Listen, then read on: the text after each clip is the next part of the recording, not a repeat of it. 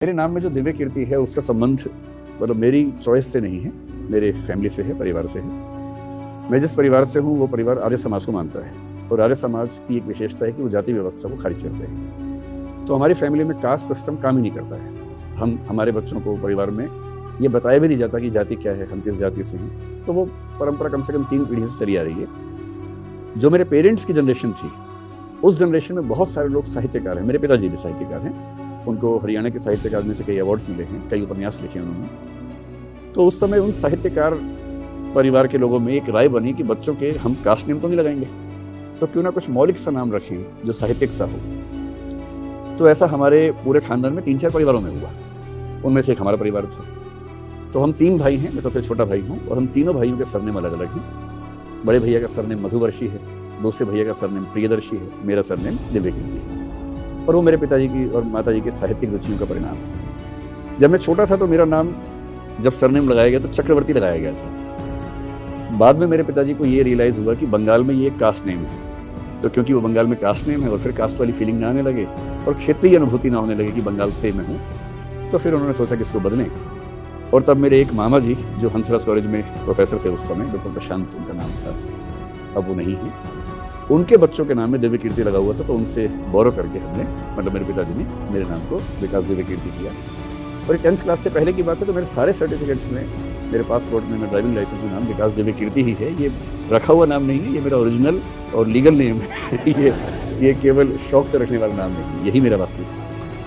और इससे मेरी कोई भूमिका नहीं है, ये मेरे पेरेंट्स का दिया हुआ है उपहार है। मेरी बड़ी चाहत थी कि आपसे कभी इस तरीके से रूबरू हो पाऊँ और वो आज मौका मिल गया मेरे को जोश टॉक्स के थ्रू। तो सर मेरा एक सवाल ये है आपसे कि आपको लेकर के ना बहुत सारी भ्रांतियां फैली हुई हैं कि आपने यूपीएससी क्लियर किया था, आईएएस बने, फिर छोड़ दिया।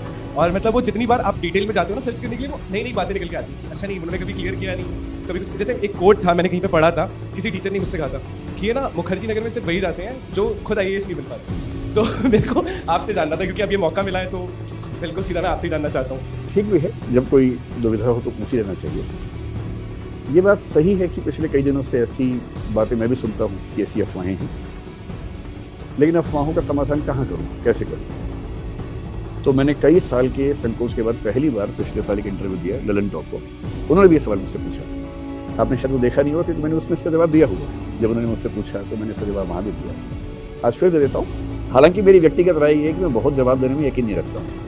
किसी को मेरे बारे में गलत सोचना है तो मैं उसको पूरा मौका देता हूँ कि वो सोचे, न कि मैं उसको जवाब दे के उसको मतलब मैं क्यों उसको उसकी मौलिक कल्पनाओं से मुक्त कर दूँ। अगर उसकी कल्पनाएं हैं, उसको मज़ा आ रहा है सोचने में, और यदि मेरे बारे में 4 गलत बातें बोलने से उसकी खुशी बढ़ रही है, उसका हैप्पीनेस इंडेक्स बढ़ रहा है, तो मैं क्यों उसकी खुशी कम करूँ।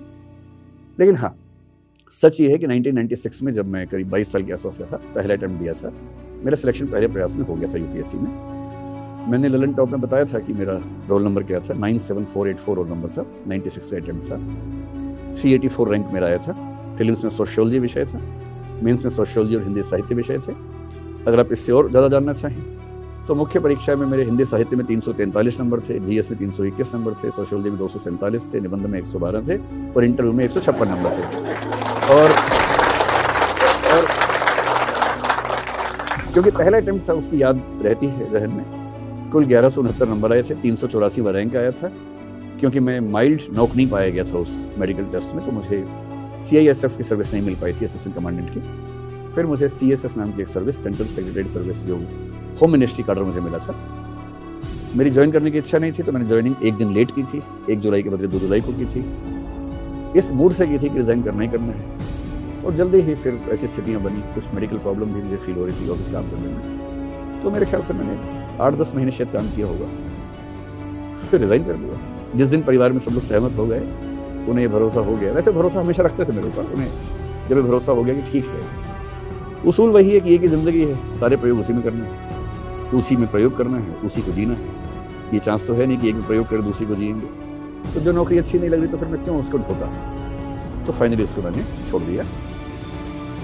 फिलॉसफी में एक दार्शनिक है सार्त्र नाम के, जीन पॉल सार्त्र, बहुत प्रसिद्ध आदमी है। उनका कहना है कि मनुष्य की पूरी कहानी उन निर्णयों से बनती है जो वो लेता है, और आप कितना भी समझदारी से फैसला करेंगे, कभी ना कभी थोड़ा बहुत रिग्रेट उस फैसले को हो ही जाता है। क्योंकि हर फैसले के दोनों पक्ष होते हैं ना, फायदे भी नुकसान भी होते हैं।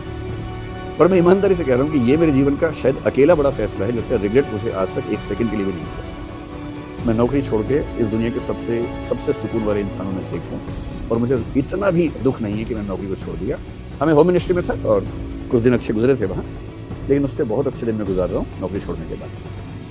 ये सच है मेरे बारे में, जो जानना चाहते हैं। अभी भी कोई शक है तो उसका इलाज मेरे पास नहीं है।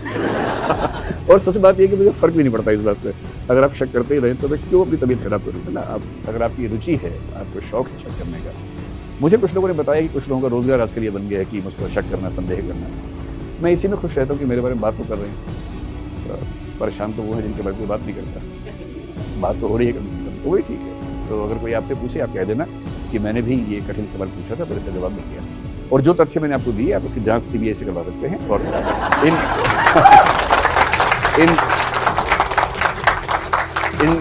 इन सारे तथ्यों में से एक भी गलत निकले तो मैं उसके जिम्मेदार हूँ, आपके चैनल पे कह रहा हूँ। ठीक है।